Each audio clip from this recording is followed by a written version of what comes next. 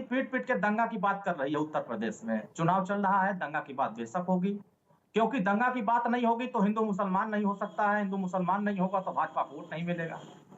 क्योंकि उत्तर प्रदेश की जनता कोरोना में मौत हुई थी, उसकी रिपोर्ट मांग रही है, सरकार दे नहीं रही है, कह रही है कि ऑक्सीजन से कोई मौत नहीं हुई है।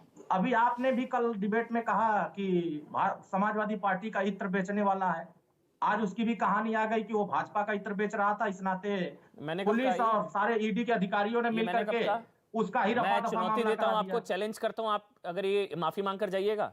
मैंने नहीं कहा ये, नहीं मैंने नहीं कहा, नहीं नहीं नहीं नहीं नहीं नहीं नहीं, गलत गलत गलत। आपने ही हमसे कहलवाया, मैंने नहीं कहा, मैंने बोला था किसका कनेक्शन, समाजवादी पार्टी का इत्र व्यापारी मैंने बोला नहीं, मैंने नहीं बोला, गलत गलत गलत गलत। अरुण अरुण गलत, मैंने नहीं बोला, मैंने पूछा था कनेक्शन किसका, मैंने पूछा था कनेक्शन किसका। आप पीयूष जैन के खिलाफ एक शब्द बोलने को तैयार नहीं थे तो जनता ने तय किया। आप एक शब्द बोलने को तैयार नहीं थे पीयूष जैन के खिलाफ, मैंने नहीं बोला। इसीलिए मैं कह रहा हूं कि जब वो समाजवादी पार्टी का है ही नहीं तो मैं उसके ऊपर क्यों बोलूं। जो असली जैन है, ये तो समाजवादी पार्टी के हैं, असली व्यापारी है, ये सारे तो समाजवादी पार्टी के। अरुण तो उसके ऊपर रेड ही नहीं पड़ा। ये सारे समाजवादी पार्टी के हैं या नहीं है?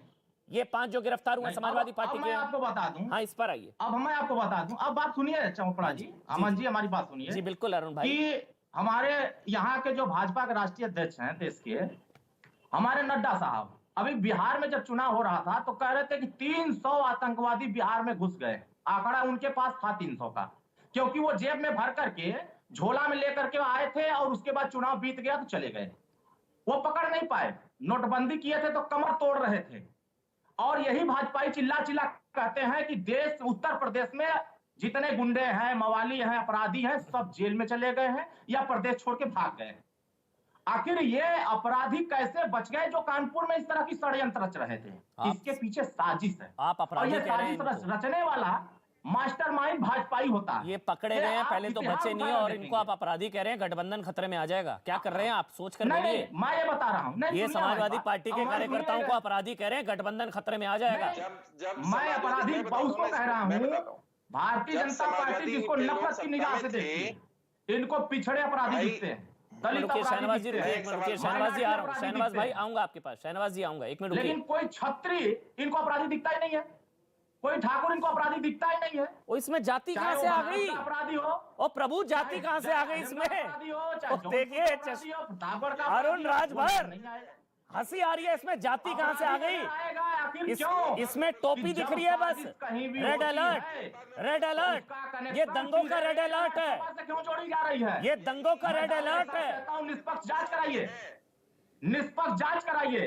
ना भाजपाई कनेक्शन निकल गया तो फिर कहिएगा। ये साजिश में भाजपाई कनेक्शन ना निकल गया तो फिर कहिएगा, क्योंकि यही लोग दंगा कराते हैं, यही लोग नफरत फैलाते हैं। अभी मैं फैजान भाई के पास जाऊंगा, फिर शिवम त्यागी आप बोलिएगा। फिर मैं के हत्यारा को उसने सलामी में ठोक रहा था, हिंदू था ना वो।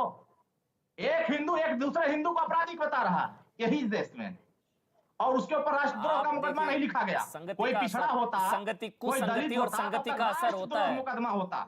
देखिए, राम भक्तों पर गोलियां चलाने वालों के साथ रहेंगे तो हिंदू भी आपको, हिंदू से परेशानी तो होगी, हिंदुओं से आपत्ति तो होगी।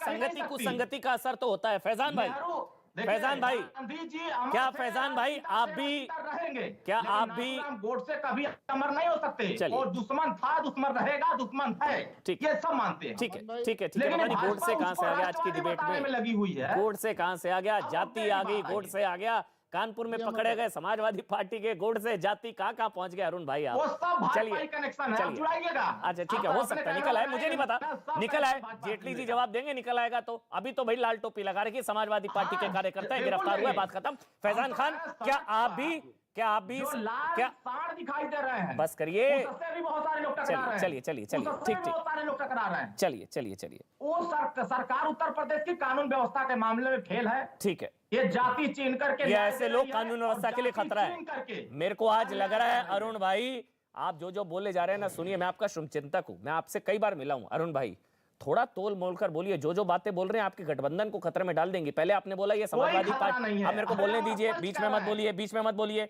अभी आपने बोला ये अपराधी, समाजवादी पार्टी के कार्यकर्ता अपराधी, अभी आपने बोला, अब आपने बोला लॉ एंड ऑर्डर के लिए ये लोग खतरा है। समाजवादी पार्टी के लोग लॉ एंड ऑर्डर के लिए खतरा है। समाजवादी पार्टी के लोग लॉ एंड ऑर्डर के लिए खतरा है। क्या बोल रहे हैं सर आप?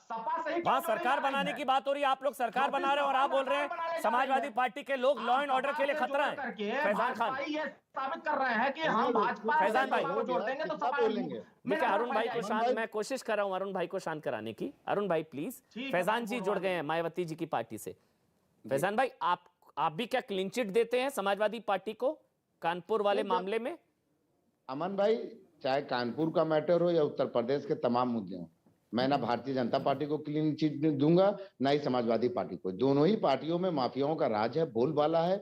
ये चुनाव को बार बार मैं कह रहा हूं, उत्तर प्रदेश की जनता को ये परेशान करेंगे।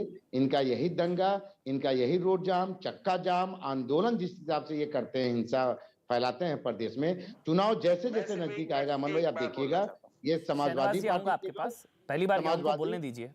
समाजवादी पार्टी के लोग हो या भारतीय जनता पार्टी के लोग, ये लोग एक दूसरे के पूरक और पोषक है। मैं बार बार अमन भाई कह रहा हूं, आप बताइए, मैं बहुजन समाज पार्टी के प्रवक्ता के नाते आपसे कहता हूं, उच्च स्तरीय जांच हो।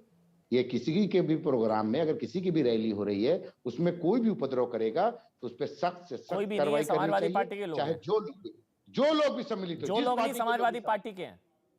अब ये ऐसा स्टेटमेंट जब से आपके जांच एजेंसियां दे देंगी, दे दी ना, पुलिस ने दे दी, एफआईआर हो गई है, पुलिस ने दे दिया, मेरे पास एफआईआर की कॉपी है। इन पर 147, 148, 153, 336, 435, 341, 505, 502, 120 बी का मामला दर्ज हो गया। समाजवादी पार्टी के कार्यकर्ता हैं साहब। समाजवादी पार्टी के कार्यकर्ताओं को पे सख्त से सख्त कार्रवाई होनी चाहिए। अगर किसी भी दूसरे पार्टी की रैलियों को ये डिस्टर्ब करना चाहते हैं, वहां बलवा कराना चाहते हैं या दंगा कराना चाहते हैं, ये साफ तौर से बात है। क्योंकि उत्तर प्रदेश में ही नहीं अमन भाई, बहुजन समाज पार्टी कानून का द्वारा कानून का राज स्थापित करती है, उसे कोई परवाह नहीं होता है। ऐसा क्या हो गया? मैं अब शिवम के पास जाऊंगा, लेकिन उससे पहले जो शहनवाज जी हैं, शहनवाज जी ऐसा क्या हो गया कि आपको हर कोई मतलब समाजवादी पार्टी को, क्योंकि आप लगभग उन्हीं का पक्ष ले रहे हैं, आपको लगभग, अच्छा आप नहीं ले रहे हैं, आप उनके खिलाफ हैं? हाँ बिल्कुल नहीं, मैं उनके खिलाफ नहीं हूँ। आप उनके साथ मैंने राजनेताओं के इन जो गंदे काम करते हैं ना, इनके खिलाफ हूँ। ये समाजवादी पार्टी के नेता राजनेता नहीं है? नहीं, हमाम में सब दंगे हैं। समाजवादी पार्टी नंगी है, अपने समाजवादी पार्टी नंगी है। में आते हैं तो दंगा कराते हैं, चाहे वो समाजवादी के हो, बीएसपी वाले हो, कांग्रेस के हो, बीजेपी के हो, कोई भी लोग हो। ये चलिए एक लाइन बोल दीजिए कि समाजवादी पार्टी जब सत्ता में आती है दंगा कराती है, आप ये बोल रहे हैं? समाजवादी भी कराती है दंगा, बीएसपी भी कराती है, बीजेपी भी, जहां जिसको लाभ मिलता है वो दंगा कराते हैं। बहुजन समाज पार्टी को ना लपेटे अभी समय सारे समाजवादी पार्टी का ड्रामा है। इतिहास देखिए, बीएसपी कैसे काम करती है, कैसे काम कर रही है। चलिए अच्छा, हमने तो वो काम किया है, अब अपने ही मंत्री और सांसद को जेल भेजने का काम किया है। अब हमें ना मिला है, काम किया है। 17 के बाद कौन सा दंगा हुआ है? रुपए लिए आपने टिकट के लिए, आपको मालूम है ना? 17 के बाद कौन सा दंगा हुआ? और मैं मीडिया के सामने 5 लाख रुपए से कम में मिल नहीं सकते हैं बहन जी से जाकर के। कोई भारत कार्यकर्ता मिल नहीं सकता। चलिए आप शिवम बोलेंगे, आप शिवम आप दंगा पार्टी को बहुजन समाज पार्टी से मिलाएंगे। दंगा अब समाजवाद 2017 के बाद कौन सा दंगा हुआ? 2017 के बाद दंगा कौन सा हुआ? बहन जी से मिलने के नहीं लेते। 2017 के बाद कौन सा दंगा हुआ? शहनवाज, इस तरह के वल्गरात और आरोप हमारे ऊपर ना लगाएं। हाँ, आप जैसे लोगों से मिलने के लिए बहन जी कभी तैयार नहीं होती है। यही वजह है कि आप आरोप लगाते हैं। कभी बहन जी से आप मिले हैं? बिना पैसे के नहीं मिलेंगे बहन जी आपसे भी। मैं राष्ट्रीय प्रवक्ता हूँ भाई साहब, कहाँ से आप नहीं मिलेंगी। 5 लाख रुपए लगते हैं साहब, आपको भी मालूम है 5 लाख रुपए लगते हैं। बोले जा रहे हैं। हाँ, ABCD मालूम नहीं। अभी मैं आपको नंगा करूंगा यहाँ, आपको मालूम नहीं नेताओं ने क्या हरकतें की है। देश की राजनीति है जो बर्बाद कर रही है देश को। अब आप जैसे लोग हमें नंगा करेंगे? बिल्कुल जनता नंगा करेगी साहब, जनता को बताया जाएगा असलियत। ठीक है, 5 करोड़ रुपए में उसके बाद राजीव जेटली हो गया सर, हो गया, बस ऑडियो बंद, बस एक करके बस सबको मौका देना ना भाई।